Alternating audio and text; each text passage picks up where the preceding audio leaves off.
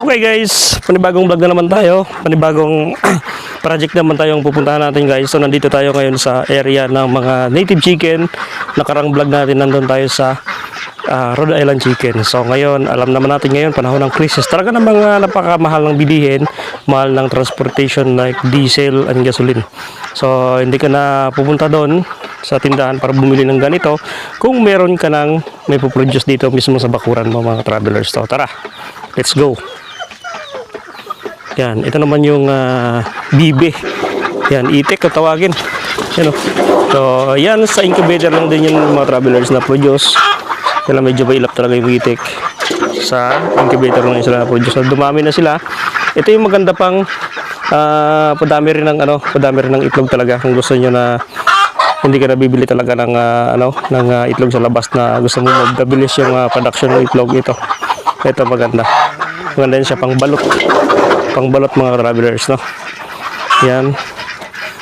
So, andito tayo sa area ng mga native chicken, mga travelers. Tara, punta natin. Daming mga aso doon, no? Ang lalaki.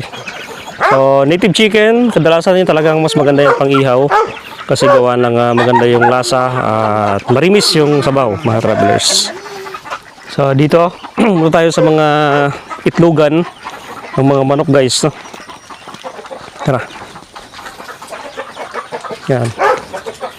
Ito naman yung mga native chicken, mga kanilang mga pugad. Yan.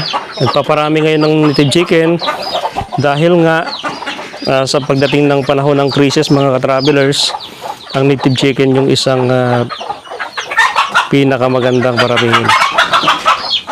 So, ito yung mga sisiw. Parang dito ito sineseparate yung sisiw. Yan. Dito naman yung mga pugad. Yan. Halos lahat ng pugad dito merong naglilimlim. Kaya mas mabilis dumami ang itlog dito. Galing. So tara guys. Pasok tayo. Yan, dami ditong native chicken, no? Yan, ang dami pugad. Galing. Yan, o. So, natin yun. Puntahan, baka mabulabog. Yan, o. Halos lahat yan, guys. Ayan, may naglilimlim, may nag-iitlog. Ayan, may mga itlog, o. Ayan, may itlog din. Halos lahat ng pugad. So, kaya mas mabilis dumami yung native chicken gawa ng tuloy-tuloy yung kanilang pangitlog at paglilimlim, guys, no? So, ayun mga travelers, nabulabog na natin sila. Labas na tayo, huwag natin bulabugin. So, ganun lang guys, no? Pagka gusto niyo yung padami ng manok. Simple lang, simpleng pag-alaga lang to pero malaking matutulong. Yan. So, medyo sensitive kasi yung native chicken. Konting ingay lang, konting kaluskos. Mabilis sila mataranta. So, ito naman. Ito. Dito sineseparate pagka may mga sakit-sakit siguro dito. Yan, ito naman yung itlog ng bibi. Yan. So, yan guys, no? Mas maganda talaga may manukan yung mga native chicken para mas mabilis makapagparami. Okay. So, yun. Dito, bibihira lang magpakain ng feeds. Puro lahat organic. O, yung nakakawala lang sila. Okay.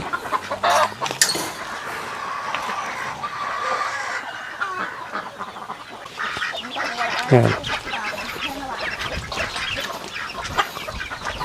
Yan yung mga native chicken. So, yun o, may pangsabong. Yan. Doberman. Yan. Doberman tsaka Rottweiler. Yun. Isa yung mga guard dito. Paggabi.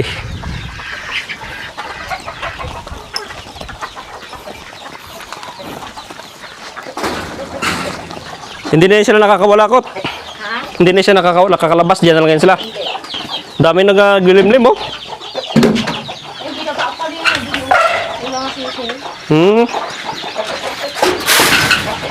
Yan.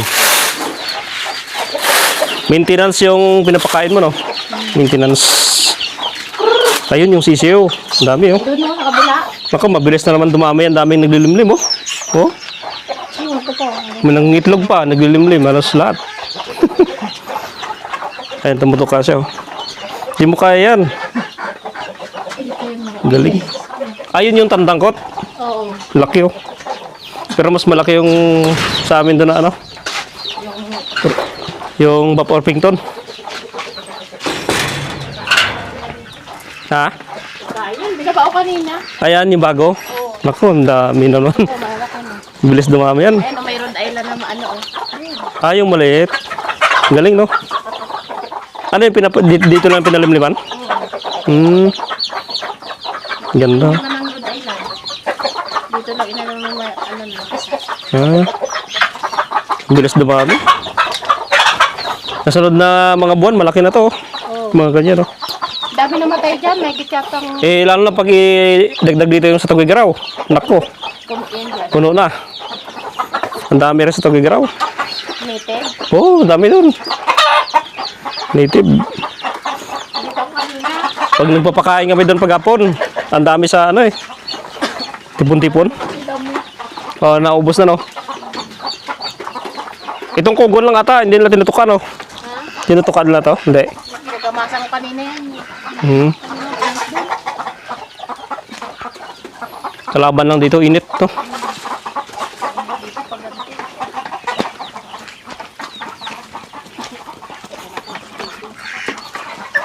Tubig na lang, tubig.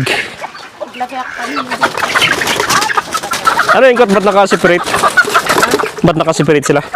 Yung dati na ano, maliliit. Ay, maliliit. Yung ugi. Ah. Sa inyo rin, marami rin kayo manok doon, no? Ganda talaga pag may screen, ganito. Yan. Next week? Ah, next month?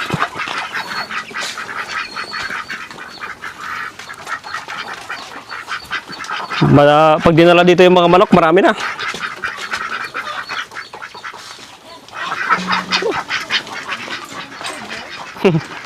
Okay guys, no? So yun lang. Okay, thank you guys for watching. Maraming salamat. Yun mga ka-travelers, at nandito tayo ngayon sa area ni Kuya Angel. At syempre, sabi natin na ngayon ay crisis. Kailangan natin mag-alaga nito mga travelers para tayo ay makapag-imbak ng pagkain. Syempre, itong manok ay isa rin sa pinagkatiwala sa atin para maging pagkain mga travelers, no? So ayan, no? Manok ni Kuya Angel. So ito, maliit lang yung kanyang kulungan. Yan, maliit lang yung kulungan niya, pero yung pinaparami niya hulo. Yan, dami siyang manok dito na hulo. So ayan mga travelers, sa mga gusto mag-alaga ng manok, madali lang. Pagkain lang kailangan mga travelers, no? Okay, ito dami lang native na manok dito. Ito mga ka-travelers, meron sila dito tinanim na kamatis. Yan o. For preparation na yan siya. Plus hindi ka nabibili ng kamatis dun sa tindahan dahil nga napakamahal ng kilo ng kamatis. Hi! Meron din dito. Ayan, iba-ibang gulay. Sa naharbisan na kasi nila to. Yan. Meron din dito. Ang tawag nito, ipitchay. Yan, naharbisan nila yung pitchay. Kalabasa hanggang doon sa dulo. Yan. Sibuyas dahon mga travelers yan. May tinanim na sila dito. So ready na talaga yung ibang area nila dito for harvest na. Yung kamatis, ang daming bunga ng kamatis. Doon. Ayun na yung kalabaw. Pwede na ihawin yan. Ayun mga travelers, no. So yun ang preparation dito sa katribo natin. At pagka magkaroon ng habulan ay siyempre mas malapit lang ito sa kabundukan. Yan. Mas makapagtakbo tayo dyan sa kabundukan na yung mataas na yung nabundok. So may hirapan na silang maghabol din sa atin gawa ng na-train na rin tayo sa combat. Tulad yan, yung may sumakop sa atin. Yan, habulin tayo dito hanggang dun sa kabundukan. So ayan mga ka-travelers, thank you for watching guys, no. Okay, thank you guys. Ayan mga travelers, good day no. So nanguha tayo ng balinghoy dito sa bandang Isabela. So ganito yung balinghoy dito na tinanim nila mga travelers. Okay naman mga travelers, kaya lang meron ditong pailan-ilan na ayan no. So nagkaroon na siya ng, dahil nga sobra ito may nito 1 taon. Yan, nagkaroon na siya ng sakit. So nabulok na yung ibang laman. So may ibang laman pa naman na goods tulad nito. Yan, okay pa naman mga travelers. Pwede pa namang lutuin to. Yan. So, pagka yung balinghoy, meron ng parang ganit-ganit yung ugat sa loob. Yun po ay talaga ng mga hindi na pwede, matanda na. So, ito okay pa. Yan. White kasaba to mga travelers. Yung puting kasaba. Okay. Marami pa namang laman yung ibang puno dito mga travelers. Ayan o. Yan nga lang yung iba, wala siyang dahon na. Ubos na yung dahon. Okay mga travelers, ang masarap dito, gataan at lagain mga travelers, pang almusal, pang merienda. Ayun.